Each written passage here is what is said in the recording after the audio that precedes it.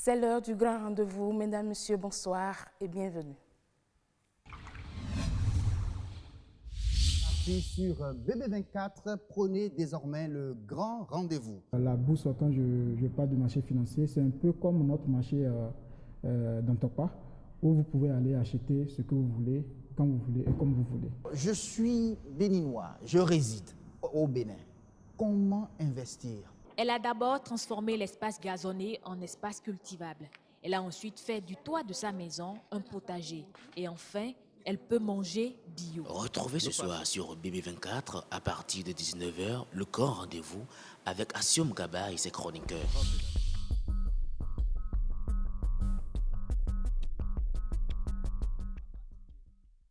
Merci pour votre fidélité renouvelée. Eh bien, ce soir, nous avons 4 rubriques au sommaire de cette émission. Dans le monde agricole, il s'agira de parler du karité, comment produit-on le karité et surtout comment et en quoi est-il transformé. Ce sera avec Florentine Akpo-Djenotin. Elle est docteure biotechnologue. Nature et bien-être nous parle des végétures. Ce sont des sortes de petites fissures semblables à des cicatrices qui généralement apparaissent sur le corps humain. Elles sont beaucoup plus présentes chez les femmes que chez les hommes. Yasmine Damata et son invité vont plus nous donner de détails sur les causes d'apparition et des végétaux et surtout comment les traiter. L'expert ce soir va sonder le monde culturel avec nous, puis il nous dira quelle est la place de l'art oratoire dans le développement d'une nation.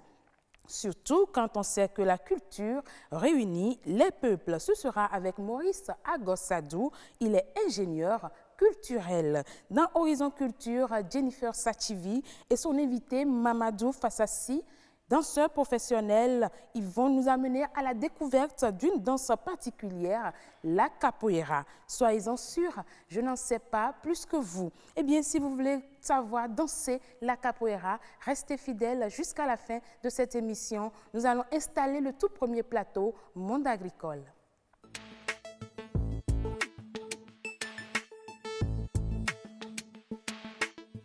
Le karité, appelé également l'arbre à beurre ou l'or des femmes, est un arbre du genre Vitellaria qui appartient à la famille des sapotacées. Les amandes de ces noix sont utilisées pour fabriquer de beurre de karité, très prisé dans le cosmétique. Comment produit-on le karité et comment est-ce qu'il est transformé? On en parle après ce reportage de Rebecca à Djinakou. Le beurre de karité est un produit qui a plusieurs vertus que nous utilisons pour plusieurs problèmes de peau. C'est un hydratant, ça contient des vitamines D, E, F et c'est un assouplissant. Et ça hydrate la peau, les peaux sèches, pour ceux qui ont des peaux sèches, c'est un hydratant. Le beurre de karité a plusieurs vertus, comme après des rasages, vous pouvez utiliser du beurre de karité. Vous avez mal quelque part, vous pouvez mettre du beurre de karité. Pour les éruptions cutanées, vous pouvez utiliser du beurre de karité. Et les mamans enceintes, vous pouvez utiliser du beurre de karité sur votre ventre pour empêcher des vergetures de se former. Vous pouvez également utiliser du beurre de karité pour les peaux desséchées, pour les pieds crevassés. Et pour protéger la peau contre le soleil et pour le massage. Voilà donc pour le beurre de karité. Merci beaucoup à vous, Rebecca Adjinakou, pour ce reportage. Eh bien, on dit que le karité peut vivre 3 siècles. Est-ce vrai ou faux? On le saura tout de suite. Bonsoir, Madame Florentine Akpo-Djenotin. Bonsoir, Madame. Tout le plaisir pour nous d'être encore avec vous ce soir. Exactement, c'est une espèce qui peut vivre des siècles durant. Et c'est une espèce, comme vous venez de le dire, appelée arbre de beurre. Arbre de beurre, étymologiquement, son nom scientifique c'est Vitellaria paradoxa. Et c'est une espèce qui s'adapte au climat soudano-sahélien. Voilà, vous avez déjà commencé par nous faire un résumé sur le karité. Oui. C'est-à-dire, nous dit maintenant à quelle catégorie elle appartient. Vous l'avez dit, la famille Des algues, vous pouvez me rappeler? Ça potacé. Potacé, voilà. Et maintenant, est-ce que c'est un arbre, c'est une graine, c'est quoi le karité? Oui, le karité, c'est d'abord un fruit. Et au niveau de ce fruit, nous aurons une amande. Et c'est cette amande-là que nous allons utiliser ou que les dames utilisent pour fabriquer le beurre de karité. Oui, le beurre de karité. Et ici, je peux déjà parler de la production. Lorsqu'elles ramassent au pied de l'arbre ces amandes, elles vont faire le dépulpage combiné au lavage. Après cette étape, elle passe au concassage. Vous êtes en train de rentrer un peu dans la transformation déjà. Avant qu'on en arrive à la transformation, au niveau de la production du karité, au Bénin, quelles sont les régions reconnues pour la production du karité? Très bien, comme je le disais tout à l'heure en parlant du climat, le nord, la région septentrionale arrange plus cette espèce-là en matière de climat, et cette espèce se développe bien dans cette zone, et notamment nous avons dans le Borgou à Libori, dans la Donga, dans la Takora, un peu dans le département de Zou, et aussi dans les collines. Donc depuis le centre jusqu'au nord, nous avons la production de... Et quel est le cycle de production du karité? Oui, on vient de dire que c'est une espèce qui peut vivre pendant longtemps. Hein, c'est une espèce qui peut vivre pendant longtemps. Ouais. D'accord, mais est-ce que déjà le Bénin s'autosuffit en production du karité, vu qu'on l'utilise beaucoup dans le cosmétique, dans bien d'autres domaines? Est-ce que ce que nous produisons en matière de tonnes, je vais dire, est-ce que le Bénin arrive à se suffire?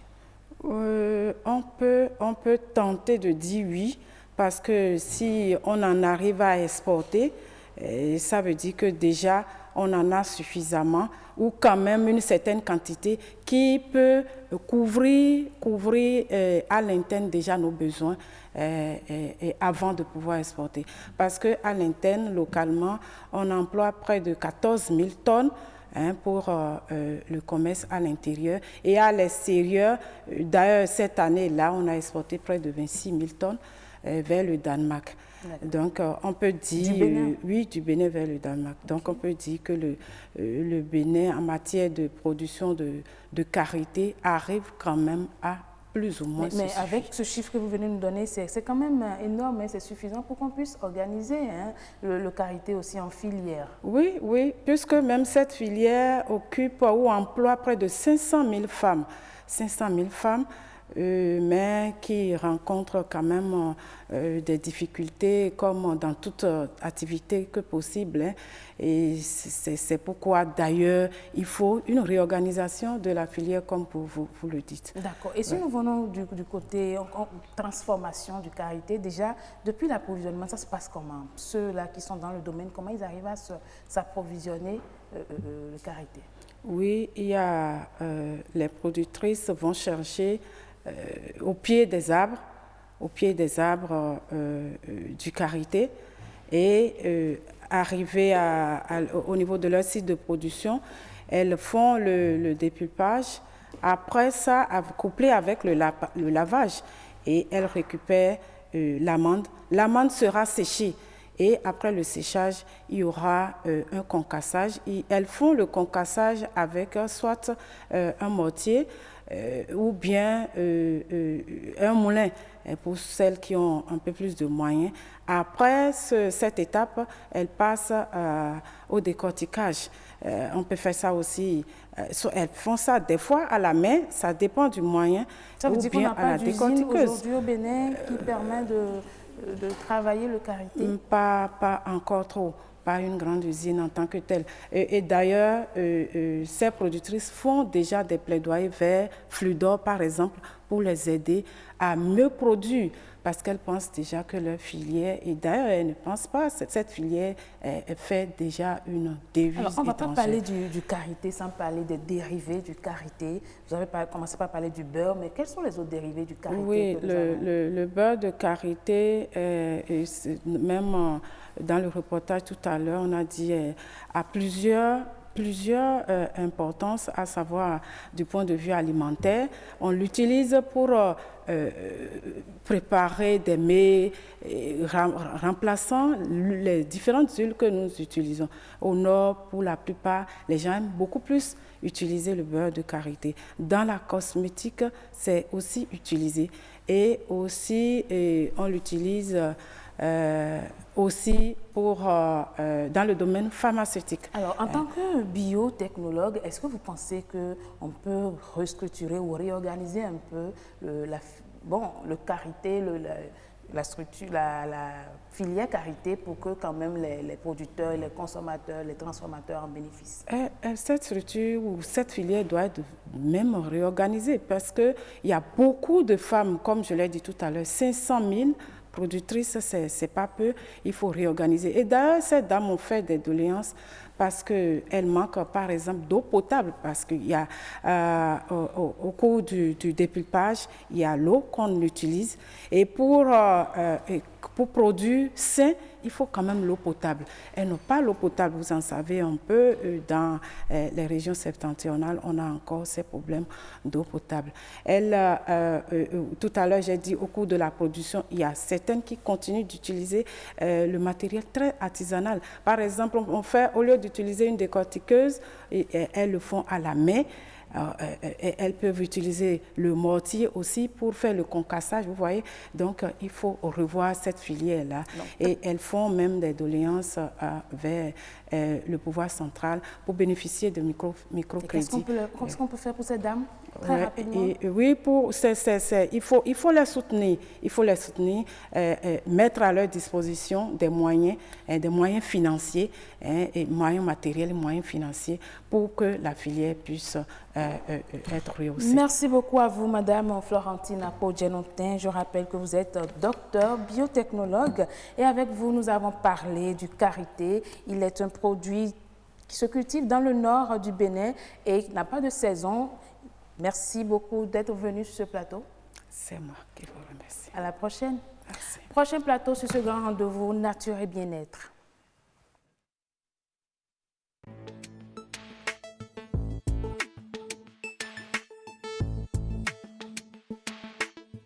Elles peuvent diminuer avec le temps, mais est-ce qu'elles peuvent disparaître complètement? La question reste posée. Les vergetures sont souvent dues à un étirement de la peau, moyen de prévention et de traitement des vergetures. C'est après ce reportage. Très fréquentes chez les femmes, les vergetures apparaissent sur des zones bien précises du corps. Elles s'installent le plus souvent sur le ventre, la poitrine, les bras, les fesses et sur les cuisses. Plusieurs facteurs sont la cause de leur apparition sur la peau. Selon les spécialistes de la santé, la grossesse, la perte ou la prise du poids favorisent l'apparition des vergetures. Lorsqu'elles sont mal traitées, les vergetures s'éclatent et prennent de volume. Même si les femmes sont plus concernées, les hommes ne sont cependant pas épargnés.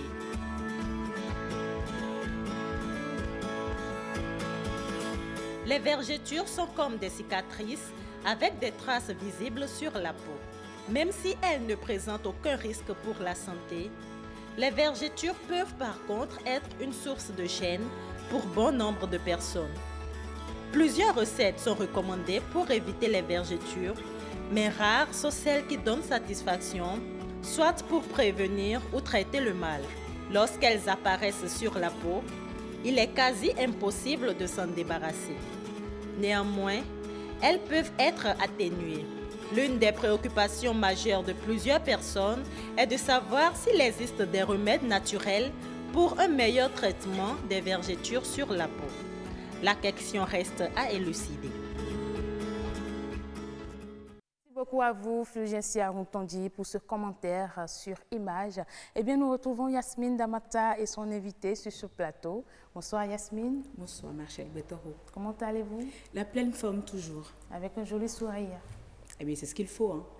Bonsoir également à vous, Olivier Yédomon. Bonsoir. Vous allez bien aussi comme Yasmine? Ça va très bien, merci. D'accord. Alors, je rappelle que vous êtes dermatologue et ce soir, nous allons parler des vergetures. toutes les femmes, hein, bon, la plupart des femmes en souffrent. C'est dû à quoi? Avant de laisser le plateau à Yasmine. Les vergetures, c'est un trouble trophique qui arrive au niveau de la peau. Et dont le siège est situé au niveau du derme. Vous savez, la peau est constituée de 3 couches. Vous avez la couche superficielle qui est l'épiderme, la couche moyenne qui est le derme et la couche toute inférieure qui est l'hypoderme. Le problème des vergetures se situe au niveau de la couche moyenne de la peau. Dans le derme, vous avez 2 fibres. Vous avez les fibres élastiques qui permettent, lorsque l'on étire la peau, d'avoir donc alors une petite traction de la peau. Et vous avez ensuite les fibres collagènes qui permettent donc alors que la peau soit bien structurée d'un niveau, d'un bout à un autre. Et la substance, la cellule qui produit les fibres collagènes et les fibres élastiques, c'est le fibroblast qui en produit. Le problème qui va arriver, c'est que vous avez à un moment donné des situations, des facteurs qui vont permettre alors à ce que les fibres élastiques se rompent et les fibres collagènes se rompent entre elles. Et donc, il y a une traction qui crée une fracture au niveau de la peau, au niveau du derme, bien sûr, dans lequel on se situe et qui va donner des vergetures. Ok, tout simplement. Mais est-ce que s'il n'y a que les femmes qui font des vergetures ou les hommes également peuvent avoir des vergetures? Eh bien, les vergetures, en général, il y a plus de femmes que d'hommes qui le font, donc tous les sexes le font. Le problème, c'est qu'au niveau des hommes, vous avez la prise de poids qui se fait en dessus de la ceinture, en particulier au niveau des épaules, oui. Alors que chez la femme, vous avez donc une prise de poids qui se fait beaucoup plus au niveau donc, du bassin gynoïde, donc, qui donne des formes arrondies. Que vous aimez bien. Absolument, absolument. Et donc, étant donné que ces prises de poids chez la femme noire aussi sont beaucoup plus importantes, parce que dans les pays caucasiens, on ne rencontre pas beaucoup, vous ne voyez pas de femmes avec de très grandes rondeurs. Mais chez les femmes africaines, c'est franchement quelque chose qui est vraiment un atout, je suppose. Hein. Ouais. Et donc, ça peut donner des vergetures. Parce que s'il y a une prise de poids importante pendant un délai assez court, vous avez des vergetures, comme si vous avez aussi une perte de poids. Mais le plus souvent, c'est des prises de poids importantes. Et la femme noire, en général, en Afrique, on mange très bien. Et on prend un peu de poids. Il y a les grossesses aussi qui se succèdent et qui peuvent laisser, en général, ce petit héritage, en général. Du coup, la femme africaine est censée avoir des vergetures, quel que soit ce qu'elle fera, tant qu'à partir à un certain âge, elle est prédisposée à avoir des vergetures, c'est bien ça? Oui, génétiquement, s'il y a une prise de poids importante, parce que s'il y a des femmes qui prennent du poids, qui font des rondeurs, parce que c'est des rondeurs qui, en général, des prises de poids importantes à un certain moment, qui peut donner des vergetures. Donc, la femme noire est plus exposée. Mais il y a des femmes noires qui sont très sveltes et qui n'ont pas ce genre de problème. Ce qui est sûr, c'est que les vergetures ne sont pas une maladie en elles-mêmes. Elles créent un problème, un préjudice esthétique. Et ça, on le constate régulièrement. Par rapport à ça, on peut dire qu'il y a la prévention qui est la plus importante. Okay. Prévenir les vergetures. Avant la prévention, je voudrais bien savoir, quelles sont les autres parties du corps? Est-ce juste au niveau du bassin que la femme a des vergetures ou il y a d'autres parties du corps qui Moi, je peux te répondre à cette question. Non, et surtout au niveau du ventre, après l'accouchement. Absolument, parce que ce sont les zones de traction. Vous avez l'abdomen, vous avez les cuisses, en général, qui sont les plus chez la femme, qui sont l'abdomen, les cuisses. Les zones où il y a plus de prise de poids, aussi les bras, mais c'est un peu rare. C'est beaucoup plus chez les hommes qu'on retrouve au niveau de la ceinture scapulaire, au niveau des épaules, pour remarquer en général ces vergetures-là. Mais la femme aussi peut l'avoir parce que vous avez des femmes qui ont des bras qui sont assez trapus. Mais au niveau du ventre, ce n'est souvent pas dû à la prise de poids. Généralement, c'est après un accouchement, une grossesse. Est-ce que c'est un accouchement, disons, pendant que la femme est enceinte, je suppose, oui. La peau s'étire. Absolument. Donné, et elle a des irritations. Absolument. Et après qu'elle gratte, après accouchement, on voit des traces de vergetures. Oui, l'accouchement, la grossesse, c'est pas chez tout le monde aussi. Parce qu'il faut savoir que les grossesses également, il y a une autre hormonale chez la femme. Okay. Et lorsque vous avez donc une peau qui est imbibée hormonalement, elle devient plus fragile. Et vous avez aussi les phénomènes de l'éclaircissement, entre guillemets, de dépigmentation, qui fait qu'en général, vous utilisez des corticoïdes ou bien vous utilisez de l'hydroquinone, des substances qui vont fragiliser donc, le derme et qui vont entraîner donc des brisures, même si il n'y a pas de prise de poids importante. Vous avez des filles qui sont très maigres, mais qui ont des vergetures tout simplement parce que la peau est fragilisée, l'immunité de la peau est fragilisée, et donc ces structures de la peau donc, sont souvent, les fibres se rompent plus vite. Si on veut avoir une peau claire, donc on abîme non seulement la mélanine, mais on abîme également des structures telles que le collagène et telles que l'élastine. Et ça va arriver très souvent. C'est ces vergetures qu'on voit plus souvent même que les vergetures des grossesses. Parce que en général, dans nos contrées, les femmes enceintes, il y a la belle-mère qui est là, qui donne des conseils. Il faut mettre un truc pour attraper le ventre. Tout ça, c'est des petites manœuvres en général pour prévenir des vergetures, pour prévenir de la traction trop importante du fœtus au niveau donc, de l'utérus et qui va tirer sur la peau parce que l'utérus il pèse et puis il y a quand même des gravités. Déjà que vous êtes en train de parler des préventions, moi je veux savoir, en dehors de ce que des recettes de grand-mère, est-ce qu'il y a d'autres moyens? Voilà, théoriquement, il est dit que dans le milieu scientifique, il est dit qu'en général, on ne guérit pas des vergetures. Il y a un exemple simple, on dit que vous avez la culotte d'un caleçon, quand vous mettez votre caleçon, vous avez une élastique qui vous tient au niveau donc, du bassin. Donc, si vous étirez trop la culotte du caleçon et que celle-ci s'étire trop et qu'elle devient très, très, très, très ample, vous ne pourrez plus la mettre parce qu'elle n'est plus convenable. Et donc, comment faire en général que ce caleçon, cet élastique qui est au-dessus du caleçon devienne convenable et étroit? C'est un peu difficile. Et dans la même logique qu'on fait quand on dit qu'en général, il n'y a pas de traitement pour les vergetures. C'est ce qu'on disait pendant longtemps. Mais quand vous regardez un peu dans notre ville, Cotonou par exemple, vous allez voir beaucoup de gens qui vont s'essayer, bave d'escargot, caféine, etc. Mais ça ne part pas il y a beaucoup de recettes qui sont et ça marche pas, c'est ça? Qui sont utilisées, promotion de beaucoup de choses, mais en général, le résultat est encore décevant. Ce qui est sûr, au niveau des vergetures, il faut beaucoup plus insister sur la prévention. Donc, passer la prévention, il y a des crèmes également, des crèmes médicales qu'on prescrit souvent aux patients, mais vous n'avez pas souvent plus de 30% donc, de restitution. Les dernières techniques qui existent, qui permettent donc de la restitution à près de 60%, 80% si donc la vergeture est encore neuve, c'est-à-dire fraîche, c'est-à-dire aiguë, c'est la carboxythérapie qui consiste donc à envoyer donc du monoxyde de carbone dans la lumière donc de la vergeture au niveau du derme. Et ce monoxyde de carbone donc alors favorise donc l'oxygénation donc du derme et donc alors la production de collagène. Deuxième technique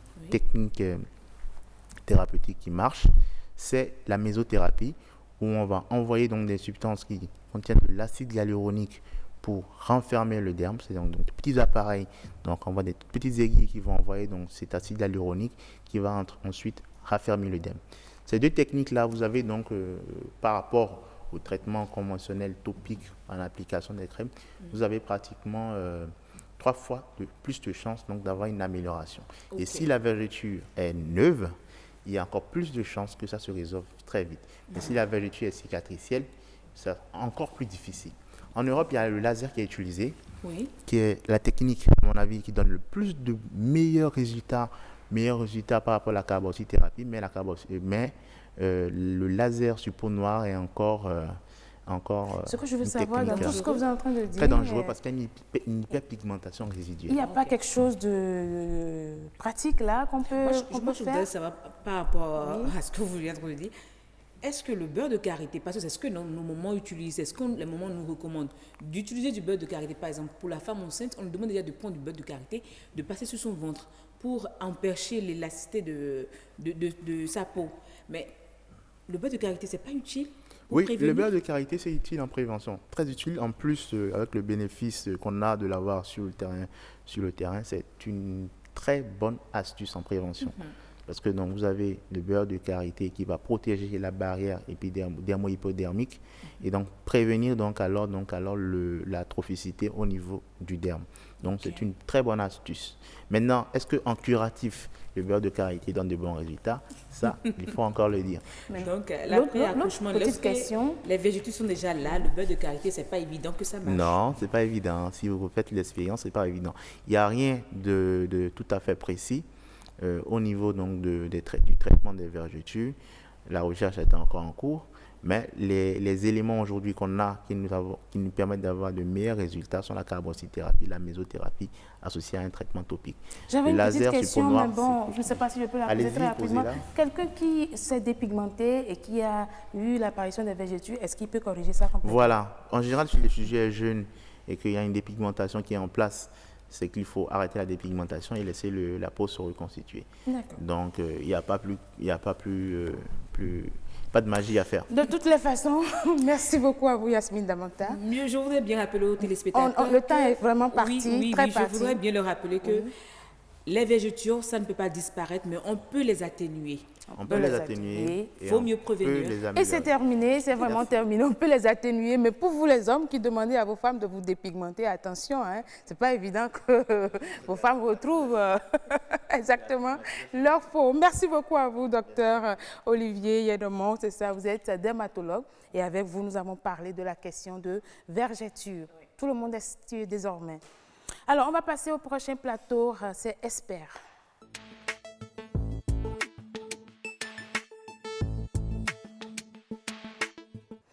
L'Esper qui sûrement va nous rejoindre sur ce plateau. Ce soir, nous parlons de l'art oratoire. Quelle est la place justement de l'art oratoire dans le développement d'une nation? C'est avec Monsieur Boris Agossadou, c'est ça, hein? Oui, c'est ça. Agossadou, voilà, vous êtes ingénieur culturel et avec vous, nous allons voir la place qu'occupe l'art oratoire dans le développement d'une nation. Déjà, je veux savoir, quand on parle d'art oratoire, ça regroupe quoi? L'art oratoire, ça regroupe tout ce qui a rapport à la littérature orale. Tout ce qui peut être transmis de l'écrit vers l'oral.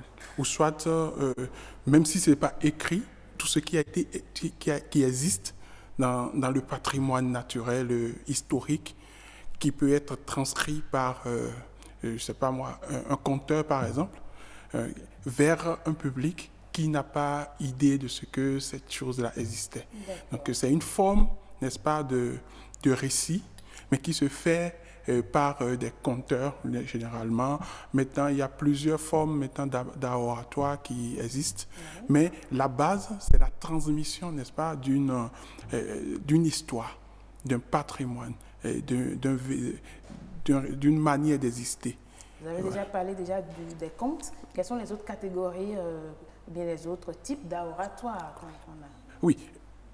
Bon, ce qu'on connaît généralement et qui a été même institué par l'Union africaine, c'est l'art oratoire lié au conte. Mais il y a de nouvelles formes d'art oratoire que nous pouvons appeler des arts modernes. Par exemple, il y a un réseau africain qui se charge, par exemple, des arts oratoires en matière de débat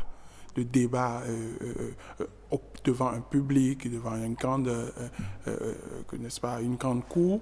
Il y a les débats que les avocats, ils ont l'habitude de faire, les plaidoiries. Enfin, c'est des formes d'art oratoire qui existent, mais au niveau, nous, les culturalistes, nous retenons plus le conte comme une forme d'art qui permet, n'est-ce pas, à une génération, à une génération surtout qui n'a pas accès à la culture, de se faire raconter, n'est-ce pas, toute une histoire à travers, n'est-ce pas, une manière de récit, de conte, voilà.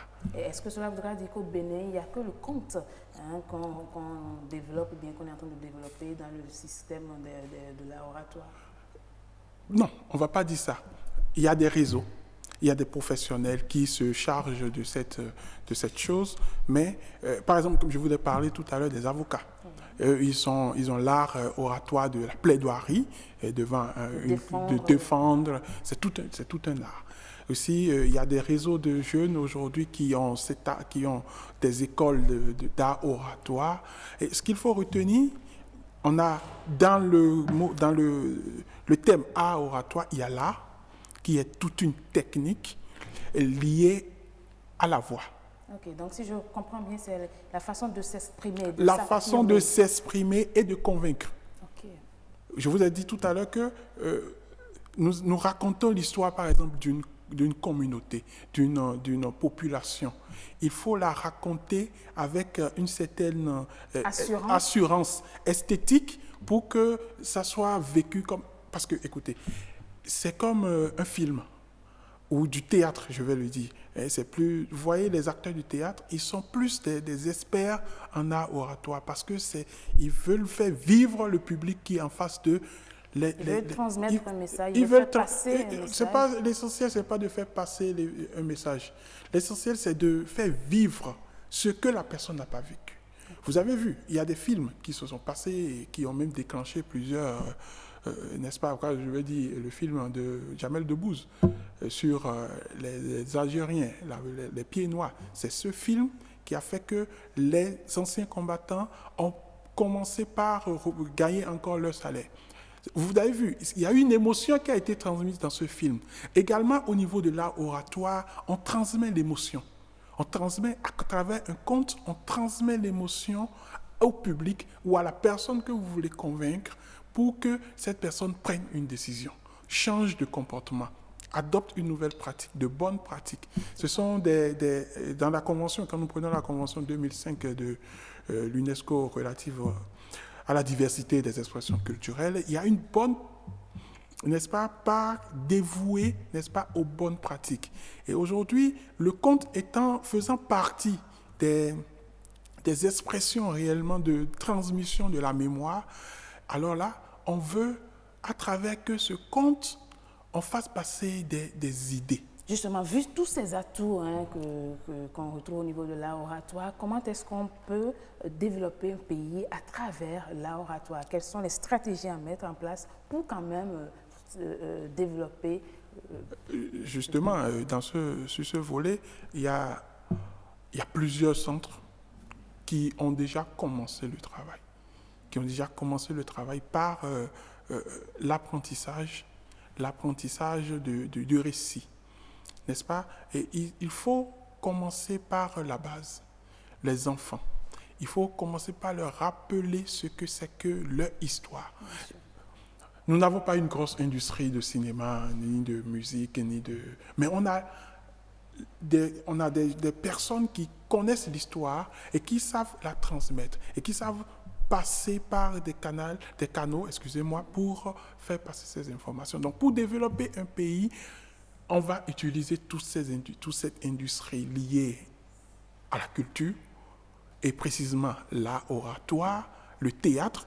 Parce que quand on parle d'art oratoire, quand vous voyez quelqu'un, moi j'étais le CELTO, c'est le centre d'études de la littérature installé au Niger, à l'année 2017 a organisé un festival international de contes, pour ne pas dire un festival international d'art oratoire, qui a permis, n'est-ce pas, de diffuser une tradition culturelle et nationale des États africains que nous n'avions pas connus. Ça a déclenché, n'est-ce pas, plusieurs projets au niveau des pays pour, n'est-ce pas, aujourd'hui, faire vivre les cultures au niveau Vous donnez l'exemple du Niger, cela voudra dire qu'au Bénin, il n'y a jamais eu, c'est pas un conte ou bien quelque chose du côté de l'art oratoire qui a déclenché quelque chose? Justement, sur ce volet, effectivement, il y a le RIAO actuellement qui est chargé, qui a un grand projet, un projet merveilleux sur 9 communes du Bénin, où ils vont faire passer, n'est-ce pas, ils vont faire passer la culture à travers le conte, le récit, l'art oratoire. C'est un réseau. On va pas rentrer dans plus de détails par rapport au RIAO, mais on va revenir un peu en arrière. Vous allez me dire, au Bénin, vous avez déjà parlé du conte. Oui.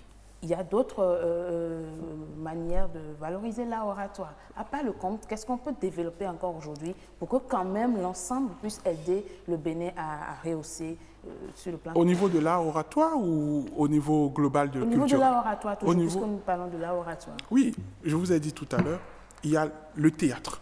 Oui, parce que j'ai lu quelque part, on m'a dit, les panégyriques font partie. Oui, les panégyriques sont une forme d'art oratoire. Voilà. Les panégyriques sont une forme d'art oratoire que, excusez-moi, c'est bizarre, certaines prennent ça même comme des incantations.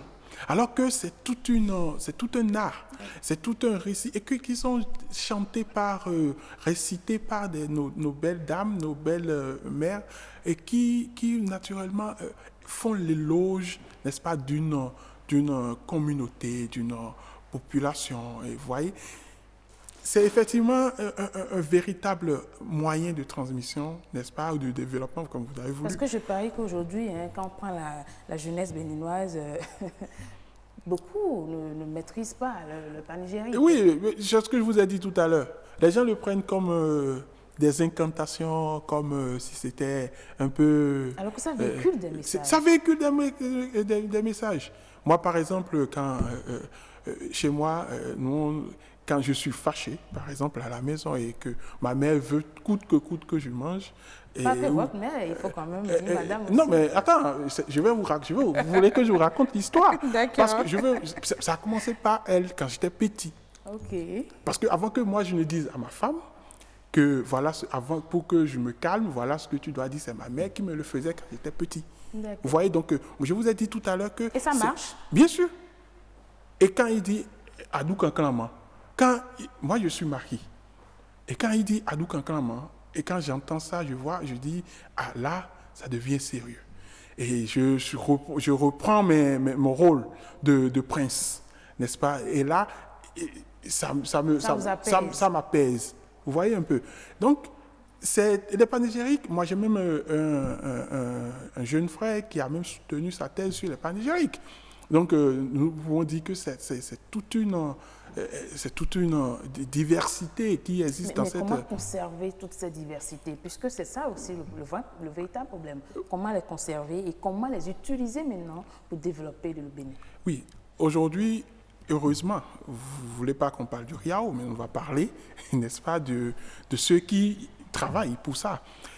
Écoutez, regardez, nous mettons en place un programme sur 18 mois où nous allons apprendre aux enfants leur vécu, comment leurs ancêtres ont vécu grâce à l'art oratoire. Qu'est-ce que ça fait? Ces enfants vont se retrouver dans leur tradition. Ils vont plus forcément vouloir ressembler, n'est-ce pas, aux autres. Ils vont se dire, pour que je me développe, il faudrait que cette chose que mon ancêtre m'a laissée, parce que quand on parle de développement, on ne parle pas le développement, certaines personnes voient plus la croissance, mais le développement, c'est plus que ça. C'est d'abord l'amélioration des conditions de vie de l'humain. Quand l'humain se rend compte que grâce à cette chose, j'ai une identité. Quand nous arrivons à nous reconnaître à travers une identité, il y a un développement. C'est ça. Et il y a des États aujourd'hui qui se sont développés à travers leur identité. La croissance, ça suit après. Donc c'est tout un processus. Nous plaçons à ce niveau, n'est-ce pas, du développement pour améliorer les conditions de vie de nos populations en leur récitant, n'est-ce pas, leur vécu ou en mettant sur, n'est-ce pas, je vous parlais du CELTO aussi. Le CELTO, ils ont fait des disques qui ont pu passer dans les foyers, dans les maisons pour que les parents les jouent aux enfants, mais quand vous faites, dans l'éducation scolaire aussi. Vous faites, comment est-ce que vous arrivez à communiquer avec le pouvoir en place? Parce que vous ne pouvez pas développer un pays sans quand même avoir une certaine collaboration aussi avec l'exécutif. Oui. Quel est le lien qui vous lie aujourd'hui avec, je prends par exemple le ministère de la Culture? Oui, de ce sens, le ministère de la Culture joue un rôle très très important dans ce domaine à travers sa direction des arts qui a tout un programme pour la culture et pour les arts. Et vous voyez, au ministère de la Culture, moi je le dis souvent, c'est la branche administrative, n'est-ce pas, du fonctionnement d'un État, les ministères. Eux, ils sont plus administratifs. Et ceux qui travaillent sur le terrain, c'est souvent les associations, les ONG, les centres de formation qui présentent des projets, n'est-ce pas, au ministère de la Culture, qui soutient ce qui se fait actuellement déjà à travers la culture. Je ne peux pas vous raconter ce que la culture et le président de la République aussi, et son Excellence président Talon, aussi fait pour la culture. Donc, c'est des gens... Donc, il y a déjà un pas. Il y a déjà un pas sur quand vous lisez clairement le programme d'action du gouvernement. Et qu'est-ce qu'il faut faire davantage? Non, ce qu'il faut faire déjà, c'est que on dit quand il y a la vision politique et la volonté politique, à la population alors de se lever et de travailler et d'atteindre les objectifs. Quelle est la part de la population? Pardon? Quelle est la part de la population? Si l'État central joue déjà son rôle, quelle est la part? Je vous ai dit, l'État, à travers son ministère de la Culture, parce que nous parlons ici de la culture, est la branche administrative qui finance les projets culturels, les programmes culturels, qui orientent, qui donnent des visions culturelles pour la communauté. Écoutez, et les associations, comment on appelle, les OSC, sont aussi là pour jouer leur rôle. Parce qu'on ne fait pas le développement d'une communauté sans cette communauté. C'est pour ça que le travail doit être, la part de la communauté réside là. Elle se lève, elle travaille, elle propose des programmes qui sont financés par l'État ou même plus que ça. Ce qui est déjà fait par l'État. On va juste prier pour que l'État davantage finance les projets culturels, histoire de développer encore l'oratoire. Merci beaucoup d'être venu sur ce plateau. Le temps, je suis sûre que vous êtes resté sur votre fin. On n'a pas assez de temps, puisque ici, l'heure du journal est sacrée. Il est 19h45. On va passer l'antenne à la rédaction et on revient après.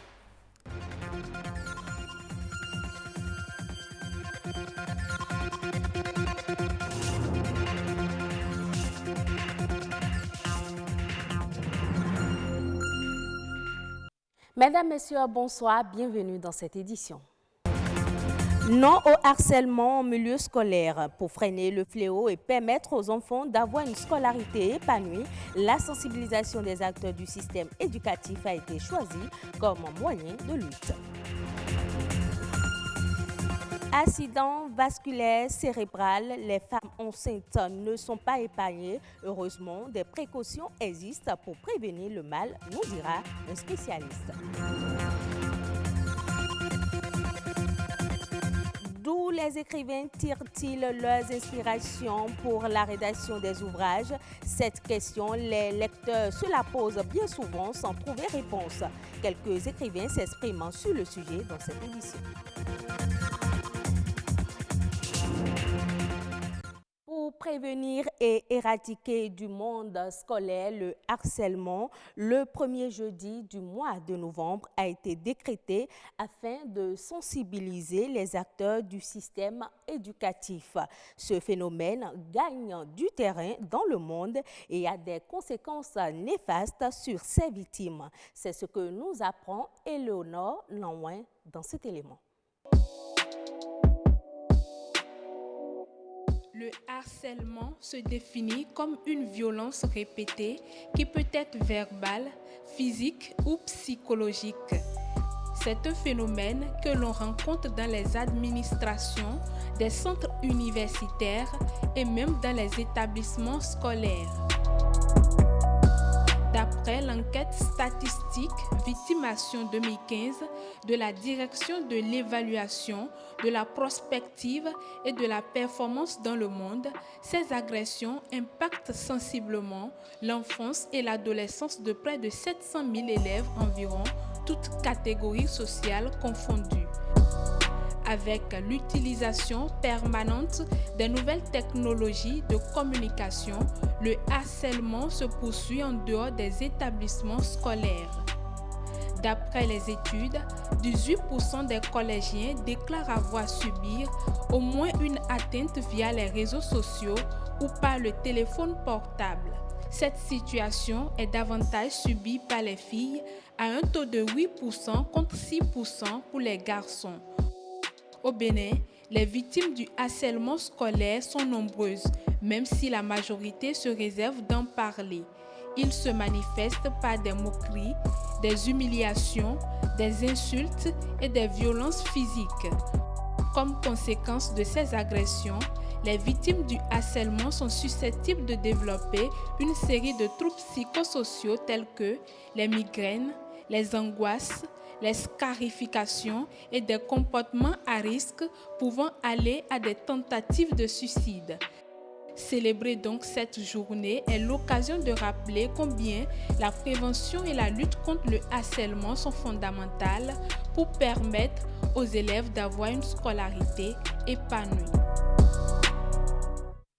Améliorer la qualité de vie et renforcer la résilience climatique, c'est l'objectif de l'installation des infrastructures vertes.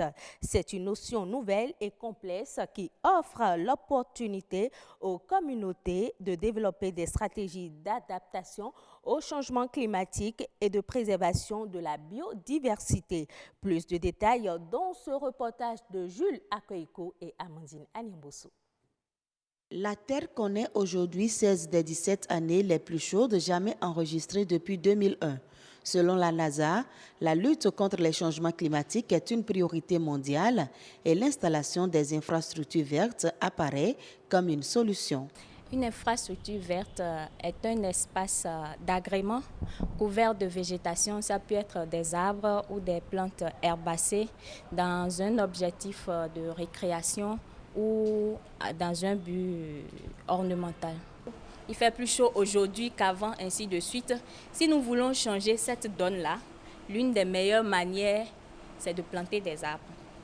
Parce que non seulement ça va embellir les milieux dans lesquels ces arbres sont plantés, mais aussi ça va favoriser la production d'oxygène, ça va donner de l'ombrage et par tous ces moyens-là, ça peut aider à baisser la température, on a dit dans une fourchette de 1 à 5 degrés. Donc, si on veut lutter vraiment contre le réchauffement climatique, planter des arbres est une bonne solution.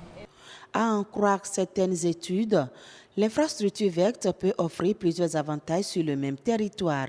Malheureusement, il en existe peu au Bénin.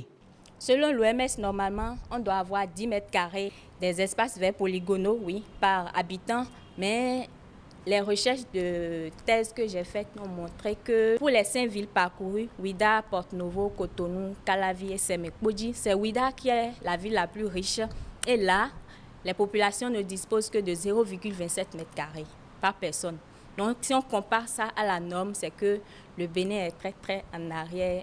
En effet, plusieurs raisons expliquent ce manque d'intérêt pour les infrastructures vertes.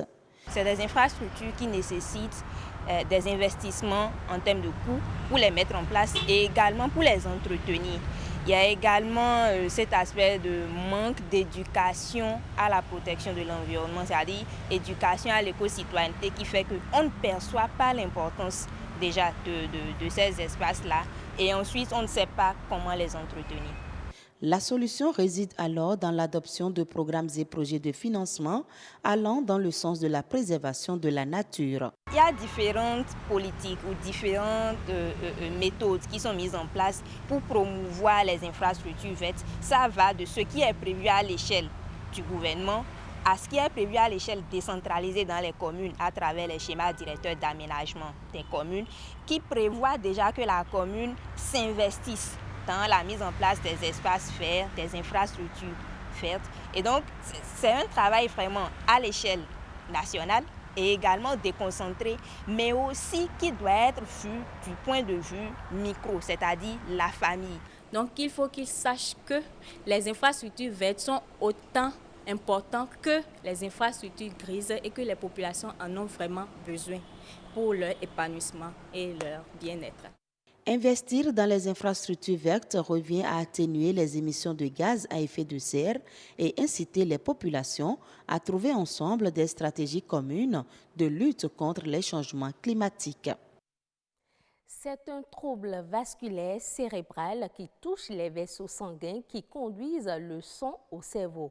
L'attaque cérébrale ou AVC est la première cause de handicap acquis de l'adulte et la deuxième cause de démence après la maladie d'Alzheimer. Cependant, la femme en état de grossesse peut-elle être atteinte de cette maladie? Oui, nous dirons les médecins. Une équipe de notre rédaction a rencontré un neurologue qui fait part des facteurs de risque de l'AVC chez la femme enceinte et surtout comment s'y prendre pour l'éviter. L'AVC chez la femme enceinte est heureusement très rare. C'est une pathologie qui, même quand c'est rare, est liée à certains facteurs de risque. La grossesse elle-même étant déjà un facteur, le premier facteur, du fait de la modification physiologique de la femme, où son battement de cœur s'élève, le volume sanguin est élevé et il y a la modification de ses vaisseaux sanguins. Il y a d'autres facteurs qui sont liés, qui sont propres à la grossesse qu'elle porte, tels que l'hypertension gravidique, la prééclampsie. La prééclampsie, c'est défini, hein, c'est lorsqu'une femme a une tension artérielle et dans ses urines, on trouve qu'il y a de la protéine. Et puis, il y a l'éclampsie, et qui est une complication de la prééclampsie, une femme qui a une tension où on trouve les urines et qui fait les crises épileptiques. Par exemple, lorsque vous avez une éclampsie, ce n'est pas l'AVC qui serait la cause du décès fœtal, ce serait plutôt l'éclampsie. Et d'ailleurs, dans la prise en charge, lorsque l'AVC vient, il faut maintenir la tension normale pour éviter que le bébé soit hypoperfusé. L'AVC n'est pas une fatalité pour la femme enceinte. Et lorsqu'une femme enceinte a les facteurs de risque que je viens de citer avant de tomber enceinte, ou lorsqu'elle est enceinte, elle a une prééclampsie, une HTA gravidique ou une éclampsie, qu'elle se fasse bien suivre par son obstétricien pour éviter cette complication qui est l'AVC, qui est très grave lorsqu'elle survient. Un nombre indéfinissable d'ouvrages existent dans le monde entier. Ces ouvrages conçus par leurs auteurs appelés écrivains relatent l'histoire du monde ou une histoire imaginaire informe sur des découvertes scientifiques matérielles réelles. Quelles sont les sources d'inspiration des écrivains? Comment arrivent-ils à la conception de leur ouvrage, de l'inspiration à la publication d'une œuvre littéraire? C'est avec Salomé Atadéji et Edwige Agassou. Un rêve, une imagination, un vécu propre ou même une histoire vécue par un proche. Les sources d'inspiration d'un écrivain sont multiples. L'écrivain regarde et il peut être inspiré par une belle femme. Ça peut être l'environnement dans lequel vous vivez, la façon de se conduire des gens, les expériences que vous avez vécues. L'inspiration avant de surgir ne prévient pas. Tu es en plein sommeil et tu as une orientation d'un test. Ou tu as le titre d'un test, un très beau titre de test. Oh, tu as une très belle phrase. Vous pouvez même être sous votre salle de bain. C'est en ce moment-là que l'esprit vient vous interpeller. Depuis le début de cet entretien, j'ai eu envie d'écrire plusieurs fois. J'ai eu envie d'écrire en regardant les yeux à moitié fermés de notre cadreur, par exemple. En voyant les cheveux de plusieurs tons et de plusieurs couleurs de notre journaliste reporter. Une inspiration qui, dès qu'elle fait son apparition, se doit d'être reversée sur un papier au risque de s'envoler. Ceci, Méchack Adjaro en donne la preuve. Il n'hésite pas à se saisir de son stylo dès qu'il est inspiré au cours de cette interview. Un regard formé, un regard ouvert sur le cœur d'un homme né de femme qui contemple assis la majesté d'une chevelure qui s'aventure au creux de l'intelligence esthétique. Texte écrit à chaud. La semence est déposée dans votre esprit. Et donc c'est en ce moment-là qu'il faut directement se saisir de ce germe-là et directement la noter. Mettre la semence en réserve et savoir en faire l'usage qu'il faut en temps opportun. L'idée, dès qu'elle naît, suit plusieurs étapes pour devenir un ouvrage. Vous posez du texte, vous revenez dessus plusieurs fois. Quand vous écrivez, il faut dans votre environnement qu'il y ait quelqu'un qui ait de la sensibilité littéraire, quelqu'un qui a l'habitude de lire et qui sait ressentir le beau. Et quand vous faites lire, vous avez des retours, vous retouchez. Et il faut idéalement également prendre l'avis, n'est-ce pas, d'un éditeur qui est dans la vie des livres et qui peut vous donner d'ultimes conseils. Après, c'est vous qui décidez, mais il faut que vous ayez des retours d'autres personnes. Et ensuite, vous passez à la publication. La connexion d'une idée à la pensée d'un écrivain, l'étape d'agencement des lettres et de mise en ordre des mots. Le processus est long. Et tel un bébé, l'ouvrage voit le jour. Le Conseil des gouverneurs de la Banque africaine de développement vient d'approuver la transformation du Fonds pour l'énergie durable en Afrique en un fonds spécial. Cette mutation a pour objectif d'amplifier l'impact de l'institution en lui permettant d'avoir accès à un panel plus large d'instruments financiers. En intervenant dès le début des projets, le fonds va permettre aux petites et moyennes entreprises d'être bancables et d'avoir ainsi accès d'accès au financement des investissements privés. Le fonds va se focaliser sur 3 domaines, les mini-réseaux, les mini-centrales renouvelables et l'efficacité énergétique. Au Cameroun, le projet de développement de l'élevage vient de mettre à la disposition des aviculteurs, apiculteurs, aquaculteurs et autres éleveurs de bovins et caprins de la région de l'ouest du Cameroun un financement d'un montant de 622 millions de francs CFA. C'est un projet du gouvernement camerounais financé à hauteur de 50 milliards de francs CFA par la Banque mondiale. Ce projet vise à doper la productivité du secteur de l'élevage dans le pays. Ce sera tout pour cette édition. Merci de votre fidélité à la chaîne du développement.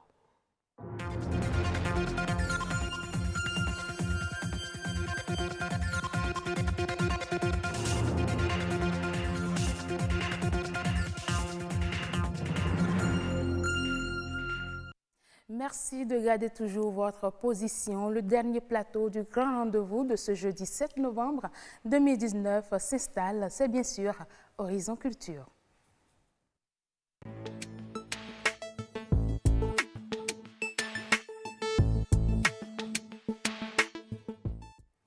À la découverte de la capoeira ce soir avec Jennifer Sativi. Mais avant, nous allons regarder ce reportage qui nous a dit plus. Ce groupe de jeunes capoeiristes est un exercice pour une discipline moins connue du public béninois. Il s'agit de la capoeira. C'est une discipline qui vraiment est liée vraiment à la culture brésilienne. Pas seulement uniquement brésilienne, mais afro-brésilienne. Parce que c'est les Africains qui ont été déportés au Brésil, qui ont su laisser cet héritage. Parce qu'arrivés au Brésil, on leur interdisait la pratique des arts martiaux pour se défendre, pour se rebeller contre les colons, les esclavagistes. Donc les Africains ont su camoufler leur système de défense à travers la danse les danses qu'ils ont déportées de l'Afrique. C'est ce qui a donné vraiment la naissance à la capoeira. C'est l'art martial brésilien, voilà, où on fait plusieurs mouvements de lance des pierres et autres. Là, il y a beaucoup de mouvements et qui est différent de la danse africaine, quoi. Ici, tout commence par ce jeu à deux dénommé la roda. Cette discipline est un mélange de rythme musical et corporel suivi des acrobaties, des esquives et de la gymnastique. Les chansons de capoeira ne sont pas que des chansons, c'est la bravoure des Africains au Brésil au temps de l'esclavage. Comment ils ont pu se libérer de l'esclavage. C'est ça qui nous donne l'énergie vraiment de lutter. Et c'est ça qui leur a permis vraiment de trouver la liberté. Parce que l'esclavage, l'abolition de l'esclavage n'a pas apparu en l'air comme ça. Il y a eu vraiment des révoltes. Et malgré l'interdiction de la pratique des arts martiaux, c'est la capoeira qui a été présente pour vraiment honorer l'abolition de l'esclavage. La capoeira peut se pratiquer quel que soit l'âge. Ce jeune capoeiriste fait preuve de curiosité. La capoeira fait partie de mes passions. Il n'y a rien de pareil dans la jeu de roda que d'autres arts acrobatiques simples. La capoeira est un art martial qui puise ses racines dans les méthodes de combat et de danse des peuples africains. Et voilà, on va danser la capoeira ce soir. Prenez bien place. Jennifer Sativi, bonsoir. Bonsoir Marchel. Vous êtes sûre de pouvoir danser la capoeira? Non, on va se poser la question. Puisque vous avez promis ça aux téléspectateurs, juste après vous allez en tout cas, si vous m'apprenez, je promets aux téléspectateurs en retour de danser la capoeira ce soir. Comment allez-vous? Ça va Marchel, et chez vous? La forme? Ça va. Toujours le sourire. Je vous ai déjà dit, je vais à votre école. Avec vous sur ce plateau, c'est bien sûr Mamoudou Fassassi. Bonsoir. Bonsoir. C'est vrai qu'on vous a déjà vu dans le reportage. Oui. Merci d'être là. Merci à vous pour votre invitation sur le plateau. On ne partira pas d'ici ce soir sans danser la capoeira. Hein? Mon Dieu. Vous avez une cavalière, vous allez essayer de... On espère qu'elle va tenir. Non, ne vous inquiétez pas, on va essayer de débarrasser la table et puis on va se mettre au milieu. D'accord. Jennifer Sativi, le plateau à vous. Voilà, Marchel, donc on vient de suivre un élément qui retrace un peu l'histoire de la capoeira. Comme vous l'avez compris, c'est lié à la déportation, à l'esclavage et tout. Donc, notre invité, qui est maître capoeiriste, mais qui est danseur professionnel aussi. Attendez. Ça existe, capoeiriste? Oui, on appelle les pratiquants français capoeiristes. Parce que Jennifer, pour mettre du piment, elle... Vraiment. Donc, voilà, il s'y connaît bien. Donc, c'est lié à notre histoire. Mais est-ce qu'on peut alors dire que le Bénin est directement inclus dans cette affaire de capoeira? Bien sûr. Vu l'histoire vraiment sacrée du Bénin, d'où nous avons commencé, et notre richesse, donc je pense que le Bénin a beaucoup à gagner en développant cet art martial déguisé vraiment dans la danse. Mais ça ressemble à la danse contemporaine. Oui, c'est de richesse, c'est vrai. C'est au fil du temps que ça a pu améliorer donc, du côté technique. Sinon, la capoeira a été créée directement comme une arme de défense, premièrement pour les Africains. D'accord. Est-ce qu'on peut dire que c'est là la particularité? Parce que si on se réfère à l'élément qu'on vient de suivre, c'était un moyen de se défendre, mais qui était dissimulé. C'est ça. Parce que les Africains au Brésil n'acceptaient pas facilement l'esclavage. Parce que qui va accepter de travailler de 5h à 20h et ayant droit à un seul repas par jour sous les chicottes des contremaîtres ou bien des esclavagistes. Donc voilà. Et aussi, ils avaient reçu l'interdiction stricte de la pratique des arts martiaux pour se défendre. Parce qu'ils savaient que c'est de la lutte que viennent les révoltes. Donc, mais les colons avaient permis aux Africains de danser, de jouer les rythmes qu'ils avaient déportés. Mais voilà, et il y avait une nécessité vraiment de survivre en communauté. Parce qu'un Africain au Brésil, au temps de l'esclavage, à peine 2 ans, 3 ans, ne survivait pas. Donc il fallait vraiment chercher, vraiment à survivre et à protéger vraiment sa communauté. D'où la nécessité et la naissance de la capoeira. Et ça a été né l'intention, c'est de vraiment voiler la lutte. C'est ça. Donc voilà. On peut dire que ça a bien marché, Marcel, parce que ça a traversé, on peut dire, les temps. Mais est-ce que c'est pour ça que vous êtes souvent comme ça, parce que vous avez dansé trop la capoeira? Non, il faut rester quand même. Pas du tout. D'accord. Voilà, donc la capoeira quand même a bien marché, parce que ça a traversé les temps, plusieurs générations et ça continue. Oui, parce que ça a traversé plusieurs générations, pas tout simplement, mais il faut revenir dans l'histoire où le Brésil aussi avait voulu, et à travers l'histoire de l'esclavage, avait voulu supprimer la capoeira. Parce que lorsqu'ils avaient remarqué que c'était une lutte vraiment pour se défendre, et ça les empêchait vraiment de faire leur commerce. Donc ils avaient lutté contre la capoeira. Donc finalement, nos Noirs ont été démasqués. Vraiment. Mais ça n'a pas empêché la promotion. C'est ça. À quel moment est-ce que la capoeira a été reconnue, ou bien est arrivée dans l'art culturel africain, mais au Bénin précisément? Au fait, moi j'ai commencé mon travail déjà en 2001. Ça fait beaucoup. Hein? Ça fait beaucoup. Donc j'ai commencé parce que je voulais vraiment pratiquer la capoeira. 18 ans? Vous êtes formé ici? Oui, je me suis auto-formé. Ah, carrément? Oui, je me suis, parce qu'il n'y avait pas de maître. Lorsqu'on allait sur l'Internet, on voyait que la capoeira était déjà développée en Europe. Dans les salles de sport, il y avait des professeurs, des maîtres brésiliens qui vraiment étaient partis aux États-Unis, en Europe, pour développer la capoeira. Mais l'Afrique n'a pas connu cette chance.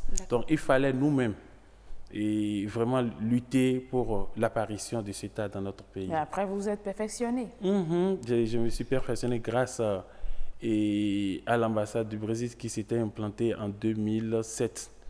Et j'ai eu l'honneur de rencontrer le ministre du Brésil de ce temps et le gouverneur de l'État de Bahia, où l'ambassadeur leur a proposé que voilà, M. Fassassi veut pratiquer la capoeira.